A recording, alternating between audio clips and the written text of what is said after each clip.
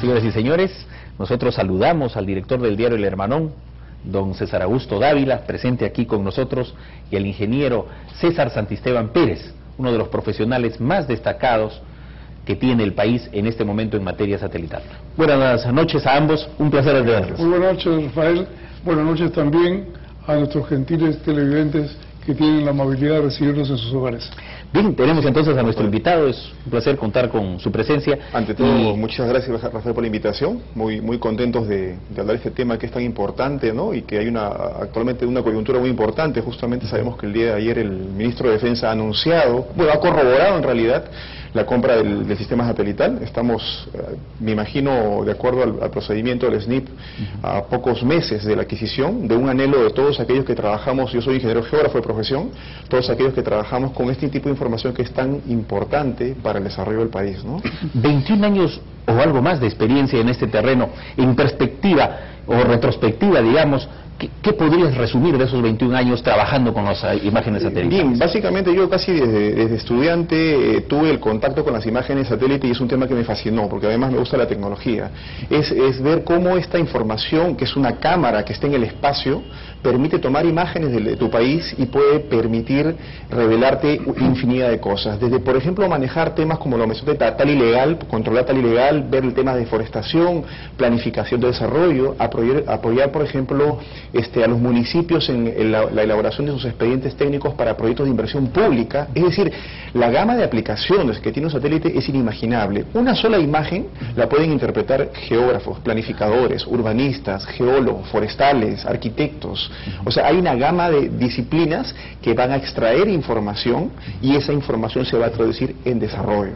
Urbanistas también acaba de mencionar. Hoy a lo largo del programa, señoras y señores, viene Felipe Castillo Oliva, regidor metropolitano de Lima, para hablar también del tema de transporte. Hay muchísimo en el programa. Ahora cedo la palabra a nuestro director del Hermanón con la pregunta de rigor. Hace unos minutos, conversando con el ingeniero, yo le recordaba etapas de la infancia, cuando a través de estos chistes que llamábamos, veíamos al superdetective Dick Tracy, que por intermedio de su reloj pulsera se comunicaba con sus aliados, perseguía a los malvados, incluso transmitía imágenes, y pensábamos que esto era una fantasía de niños. Hoy día eso es una realidad y hay artefactos que logran esta situación de transmitir voces e imágenes. Yo quisiera que amablemente el ingeniero, en palabras muy sencillas, Coquito, nos explique cómo funciona mecánicamente esta tecnología. Correcto. Los satélites básicamente son instrumentos de alta tecnología que tienen una serie de componentes que permiten, como un avión, su desplazamiento. Ellos, en el caso de satélite que tiene planificado comprar el Perú, es un satélite que se llama de órbita polar. ¿Por qué polar? Porque pasan por los polos y giran permanentemente. Dan 14 vueltas al día y solamente tenemos 4 minutos para aprovechar cuando pasa sobre Perú. A diferencia de, por ejemplo, los satélites de comunicaciones que están fijos, entre comillas. Y no es, exactamente, o sea, no es que estén fijos, sino en realidad giran a la misma velocidad de rotación de la Tierra. Entonces siempre están enfocando y lo que hacen es irradiar las señales que se transmiten desde la antena al satélite y bajan. El satélite de observación de la Tierra es diferente. El satélite está girando permanentemente y tenemos que aprovechar cuando pasa. Estos satélites orbitan aproximadamente a 700 kilómetros de altura, lo cual le permite ver imágenes, obtener imágenes que están conformadas por píxeles, como las cámaras digitales igual, y ese píxel tiene un nivel de detalle determinado. En el caso para Perú, el nivel de detalle aproximado debe ser me imagino, entre 1 metro y 2 metros más o menos el tamaño de píxel. El satélite que tiene, por ejemplo, nuestro vecino del sur tiene 1,45 metros de nivel de detalle máximo. El nuestro, de hecho, que va a ser un poco mejor porque han pasado casi 2 años y medio, y lo que nos va a permitir este sistema es tener lo que se llama un sistema operacional. ¿Qué es operacional? Que yo puedo contar con él cuando lo necesito, ahora, mañana, pasado, y no tener que recurrir, por ejemplo, a proveedores de imágenes que cuando uno pide una imagen, la tienes de vuelta dentro de 2 semanas, por ejemplo. Es una programación. Entonces acá no, tú tienes un sistema que va a permitir que el país tenga información oportuna cuando se requiera, en caso de desastres, en caso de planificación, si hay un derrame de petróleo en la selva, para que la OEFA, por ejemplo, el Ministerio de Ambiente pueda fiscalizar y pueda multar cuando hay determinadas acciones o hay un tema subversivo o hay un problema en la frontera, poder contar con esta información en el momento. Yo quisiera que, en aras de la difusión necesaria en nuestros televidentes, usted nos explicará cuál es el procedimiento que se utiliza para el lanzamiento de este satélite y su correspondiente puesta en órbita. Correcto. En este caso lo que se utilizan son cohetes, que son muy conocidos, que lo que hacen es un servicio de transporte básicamente. Yo tengo un satélite que ahora la tecnología que es la que vamos a comprar nosotros seguramente va a ser los mini satélites, que son satélites muy pequeños en comparación a los antiguos satélites que eran del tamaño de una Custer, por ejemplo. En este caso son del tamaño de una lavadora.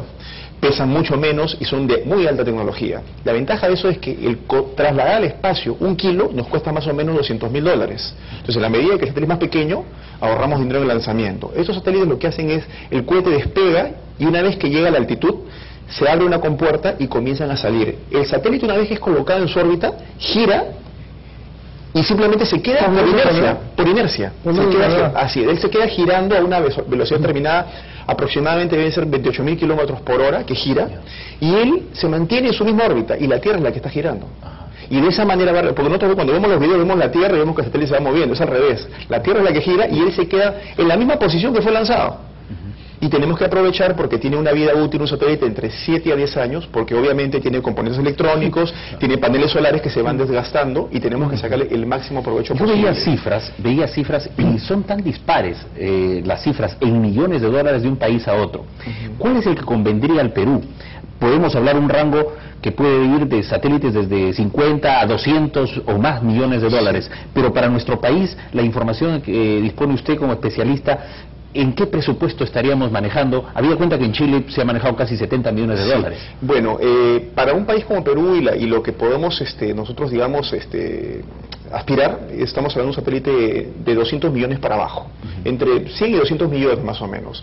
Ese número nos va a fijar determinadas características del satélite. Y ahí quisiera hablar un poquito de los componentes, a ver qué cosa es un sistema satelital. El sistema satelital está compuesto por una estación terrena de control de emisión.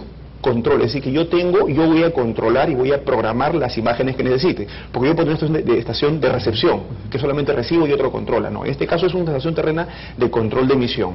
Tenemos el cohete que hace el lanzamiento, hay seguros asociados a esto, tenemos el satélite, y esto va acompañado de un proceso de capacitación para aprender a manejar el sistema, pero una cosa que es la que consideramos sumamente importante, y ahí quiero puntualizar que es muy importante, la transferencia tecnológica. En la actualidad hay empresas proveedoras y algunas de ellas han presentado propuestas al Ministerio de Defensa hace muy poco tiempo, estamos hablando de febrero último, que nos ofrecen un completo programa de transferencia tecnológica. ¿Qué significa esto? Significa que no solamente vamos a ser usuarios de una caja negra, sino, por ejemplo, hay programas de transferencia tecnológica que permiten de que peruanos que van a capacitarse a manejar el sistema, además puedan construir en paralelo un segundo satélite y que lo lancen 2 satélites y que además tengamos licenciamiento para poder reproducirlos y generar una industria espacial. Eso sí es una innovación muy importante en cuanto a política de transferencia, porque hasta hace poco potencias como Estados Unidos se negaban rotundamente a transferir la tecnología. Totalmente. Es casi una norma que en la industria espacial todo sea una caja negra, una caja cerrada. Ahora, seguramente hay muchas personas, incluso en el sector defensa de nuestro país, que pueden decir: ¿por qué vamos a gastar entre 100 y 200 millones de dólares si ahora las imágenes satelitales se alquilan? Podemos alquilar a Israel, podemos alquilar a Francia, podemos alquilar a Brasil, que está cerca, y nos venden las fotografías. ¿Qué le dice usted a ese argumento? Lo que sucede es que, como decía, eso no es un sistema operacional, o sea, no tenemos la información en el momento requerido. Yo, por ejemplo, en mi compañía, yo vendo imágenes, me compran mineras, compañías ambientales, y el tiempo de respuesta entre que me piden ellos y yo les doy una imagen, normalmente suele ser de 1 a 2 semanas, de imágenes de archivo, que están guardadas en un disco duro. Si yo pido una programación de escena por el encargo de un cliente, esa programación va a depender y puede variar normalmente entre 4, 8 o 10 semanas, si es que se logra tomar. Entonces no tenemos un sistema que me permita actuar cuando se necesita. Y respecto al tema económico hay un tema muy importante. El éxito del proyecto, el sistema satelital peruano, no radica en tener un satélite en el espacio. Concretamente, el éxito de este sistema va a ser que esa información se inserte en todo el aparato del Estado. Estamos hablando de ministerios, gobiernos regionales, gobiernos locales, que todos sean capacitados para poder explotar esa información y promover el desarrollo. ¿Qué significa promover el desarrollo? Significa potenciar los proyectos, agilizar los proyectos de inversión pública del SNIP que rebotan por mala información o por información insuficiente. Esos expedientes van a poder ir más rápido porque van a contar con información confiable. ¿Y qué representa el insertar el sistema satelital al aparato del Estado peruano, un incremento, y estoy diciendo de acuerdo a los estudios internacionales, un incremento de 0.3% del PBI anual, más o menos 500 millones de dólares anuales en un horizonte de 10 años, 5.000 millones de dólares con una inversión entre 100 y 200 millones de dólares. Fíjense la enorme tasa de retorno que va a tener el país. Eso es netamente positivo para una economía como la peruana, que habla de crecimiento, pero que este satélite también no nos dejaría la saga frente a los vecinos. Tendríamos, yo creo que lo que se va a comprar en Perú, y tengo la confianza de eso porque yo estuve recientemente ahora en mayo en el CIDEF y tuve la oportunidad de escuchar las propuestas que se presentaron, que eran del Reino Unido, de Francia y de España. Definitivamente los 3 satélites presentados son muy superiores al que tiene Chile, que es el más moderno actualmente en la región. Entonces definitivamente vamos a tener el sistema más completo, y si tenemos la inteligencia de optar pues por obviamente una propuesta que nos ofrezca transferencia tecnológica, vamos a poder desarrollar algo increíble. En 3 años vamos a desarrollar una industria aeroespacial local. Nosotros daríamos un salto de garrocha por encima de Brasil, por encima de Argentina, que tiene una larga tradición espacial, y pasaríamos adelante. ¿Por qué? Porque estaríamos manejando la tecnología de mini satélites, que es la más avanzada. Y por ahí me acuerdo me comentaban, pero ¿con qué recurso humano? ¿Quiénes van a ser los que van a poder hacer eso? Porque nadie va a aprender a manejar un satélite de un día a otro. Nosotros tenemos a un grupo de amigos que le llamamos la Legión Extranjera, que son, por ahí algunos de repente han escuchado algunas noticias, son un grupo de peruanos que trabajan en Europa, en la industria espacial europea. Tenemos 3 amigos que están trabajando actualmente. Uno es Martín Canales. Martín Canales es un ingeniero aeroespacial que estudió en Alemania. Actualmente el trabajo de Martín Canales es establecer comunicación con la Estación Espacial Internacional, con el módulo Columbus. Ese es su trabajo. Tenemos recurso humano entonces. Tenemos a Jaime Estela, a Michael Schulte, tenemos a Víctor Román, peruanos que están ávidos esperando que este proyecto se concrete para regresar al país, y es una promesa del presidente. El presidente quiere repatriar a ingenieros. Esta es la oportunidad, pero solamente van a venir, obviamente, si hay un programa de transferencia tecnológica. Y el director del Hermanón ha convocado a los talentos en el Hermanón, precisamente. Sí, yo quería hacer una pregunta muy puntual. Así como diversos artefactos electrónicos y tecnológicos de última generación parecen haber destruido nuestra privacidad, hasta en las comunicaciones interpersonales o entre las 4 paredes, yo diría, ¿qué sucederá con estos satélites que son capaces de irrumpir en la privacidad de los países, en las bases supuestamente secretas, en los lugares donde se tiene cifrada la seguridad nacional? ¿Qué va a suceder? Bueno, en realidad el satélite como el que vamos a comprar nosotros no llega a ser un satélite, digamos, de capacidades espías, ¿no? Esos satélites vuelan mucho más bajo, tienen inclusive video, escuchan, pero tienen un periodo de vida muy corto, duran 3-4 meses. Ese satélite en realidad tiene 10 años de vida útil, no llega al nivel de detalle que digamos para calificarlo para espionaje. Dígame una cosa, esta orbitación del satélite no se va acortando necesariamente con el tiempo por la atracción de la Tierra. Correcto, exactamente. Obviamente la fuerza gravitacional tiende a jalarlo en el tiempo y sería una espiral la que tendría que hacer. Entonces el satélite lleva combustible a bordo, que no es para que se desplace, porque como decíamos el desplazamiento es por inercia, con la velocidad de lanzamiento inicial. Ese combustible sirve, que es muy valioso, porque es muy poco por el tamaño, es para mantenerlo en órbita a su misma altitud. ¿Para qué? Para que las imágenes que tome siempre estén a la misma escala. Entonces hay ciertos componentes... Y la misma resolución. Exactamente, para que el píxel sea el mismo. Entonces hay ciertos componentes básicos, como los paneles solares, como las piezas mecánicas y como el combustible, que son los que condicionan el tiempo de vida útil del satélite. Aquí hay una pregunta muy importante que quisiera hacer.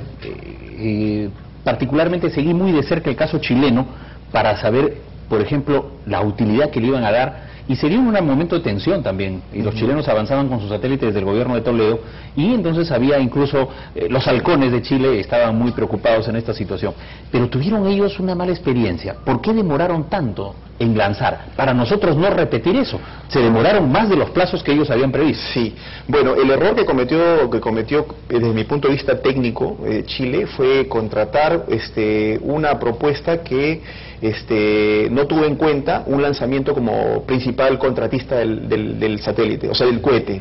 Es decir, ¿no? Es como que tú vas a trasladarte a un sitio y contratas un charter. Tú contratas el charter y me quiero ir a Galápagos, no quiero pasar, me quiero ir de frente, yo contrato el charter y yo digo cuándo salgo. Y bueno, habrán pasajeros que se quieren ir, como tengo medio avión vacío, digo, bueno, que se suban los que quieran, pero están condicionados a mi fecha de lanzamiento, a mi fecha de despegue. Entonces, ese fue el error de Chile.